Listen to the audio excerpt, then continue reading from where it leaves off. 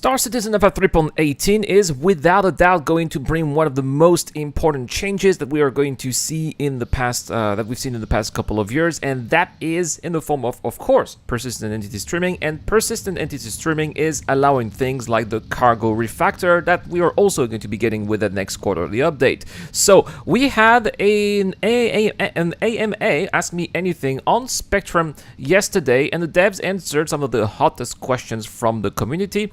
And well, some of those are very interesting, and I think that what I think we can take from that AMA is that it's very important to set our expectations at the right level. As always with Star Citizen, we always think that we're gonna get something, and what we get is a little bit different, right? So I think that we should keep calm, and well, the Cargo Refactor that we're going to be getting in 3.18 is probably going to be another of those tier zeros.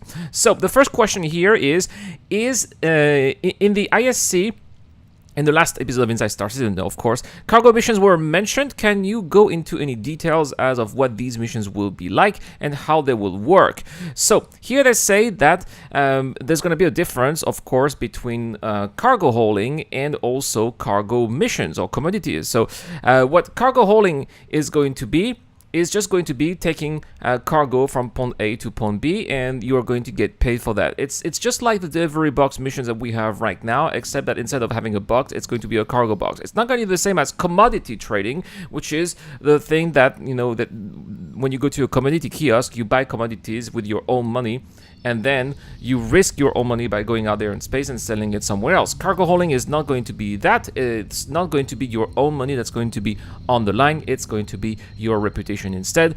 Obviously, the payout is not going to be as high as commodity trading, but at the same time, if your ship is lost, if you get destroyed, or if your cargo is stolen, then you don't lose money, just reputation. Next, will cargo containers stolen by pirates be recognized by buyers as being stolen? And so, what happens if I sell cargo to another player?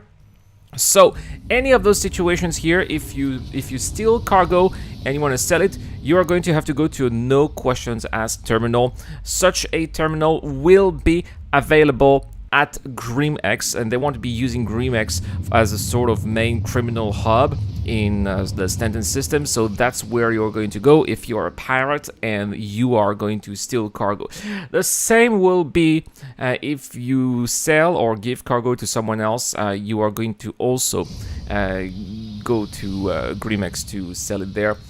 So that's not really going to be something that players will be encouraged to buy cargo at some place, sell it to another player, and then sell it somewhere else. It's just not going to make any sense, because all of the commodities that will be sold at the no questions asked terminal, which will be sort of like a fence, right? Well, all of those commodities will be bought at a lesser price than what you would sell them at a normal location. Next, I would love to be able to buy a 1 or 2 SU box to be able to put whatever we want in them.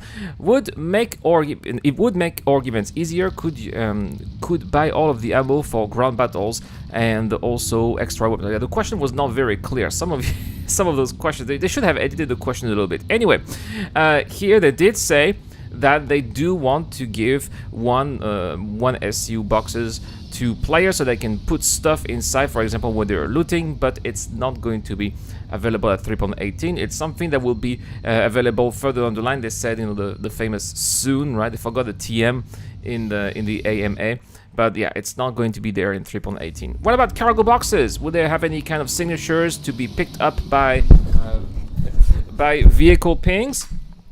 And here, it seems like cargo containers will be able to get scanned, and AR markers will be present if they survive the explosion.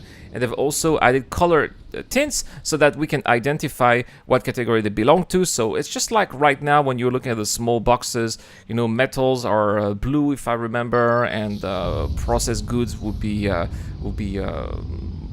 gray, I think. I forgot, right? And medical supplies are definitely red, right? So these are going to be also having the same kind of colors, right? Pretty much like those that we have right now, actually. Are we getting any dynamic pricing changes to commodity? For example, are those going to be subjected to the quantum simulation? And here they say that no, it's not going to be the case. So you see another feature that players are expecting that is not going to be making it into 3.18. And here they say that that's because we do not have manual loading and unloading in 3.18. Loading and unloading will dramatically change the whole commodity trading loop, they said, and so it should be affecting prices too, but it's not something that's going to be in 3.18, unfortunately. And so they said that they are going to have to rewrite the code if they put it now, and they don't want to do that. So yes, that's also another question. Will cargo loading timers be part of 3.18?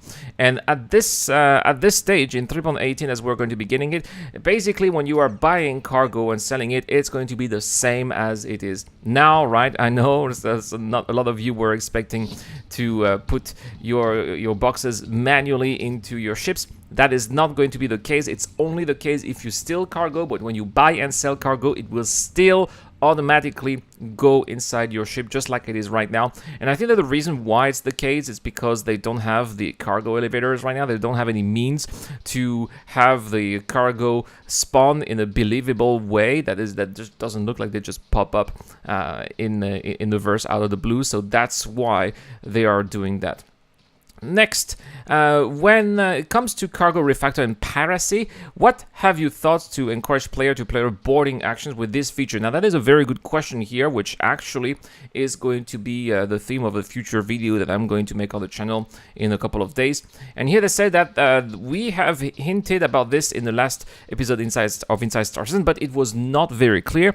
With 3.18, they are introducing the concept of soft death. So that means that there is a 70% chance that a vehicle will die with its interior and cargo intact from combat death. That means that when you are in combat, your ship may eventually shut down and you will not be able to do anything. What this means is that there's a 70% chance that your ship will be disabled, and then eventually it may die. So if your ship is disabled, then the people who are attacking you will have a chance to board your ship, eventually kill you or ransom you, and then take the cargo. Now, you may also eventually, if they board your ship, there's also a chance that you kill them.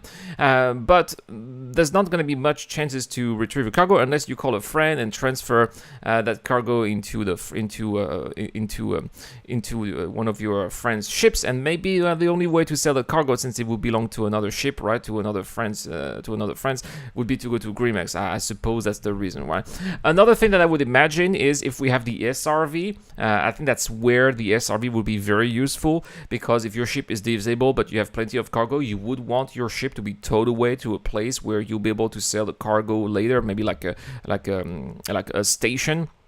So I could see a good use here for the SRV.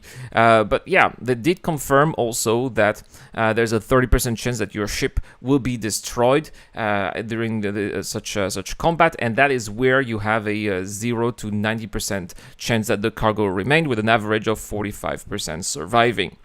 So, do I need to neatly stack boxes all square in order to register them correctly? And this is a confirmation here that we got of an information that we got during CitizenCon, that all cargo boxes will be automatically snapped onto the cargo grid, so you don't need to worry about perfectly placing them on the cargo grid. It will be done automatically. Also, if you have more boxes than the actual cargo capacity of your ship, then they will just be considered part of your ship inventory, but they will be considered as loose item. So that means that you can sell them, but it's not going to be practical. That's what they are saying. Also, what about the external pods of the Prospector, Mole, and Raft? Are they going to be detachable or replaceable? And again, the answer is no, that's not the case. Same with the raft. The raft will have its the raft will have its cargo that will detach, just like the whole series, if it is destroyed. But they are not good. That's the only way that the cargo will be detachable. You cannot detach cargo or pods manually in 3.18. So there we have it, guys. That is what this AMA is about. Again, as I said, it's very important to set your expectations accordingly, and I think that it's the timing of this AMA is I think it's coming at the right time, because it's very important that people get to know this information before they get a disappointment and they play the game and they realize that this is not how they imagined that it would be. But anyway, guys, let me know in the comment section down below what are your thoughts on 3.18's Cargo Refactor. Are you still excited to play this Cargo Refactor despite the lack of features and the clear tier 0 nature of that feature? Well, if you answer the question and subscribe to the channel, guess what? We've got an E1 that we are giving away this month. Also, feel free to join our Discord channel, where we got a lovely community there, and another E1 that we are giving away, and you can get a chance to win if you enter our video sharing contest, or if you become a Patreon or a YouTube member, which will give you automatic access. Guys, thank you so much for watching as always, and I wanted to give a big shout out to my Patreons that include Dr. Fobin, Captain Snake, Wolfpack Pug, Zero Crusher, and the DJ Dunn. It's been the Eradicator, and I will see you guys later.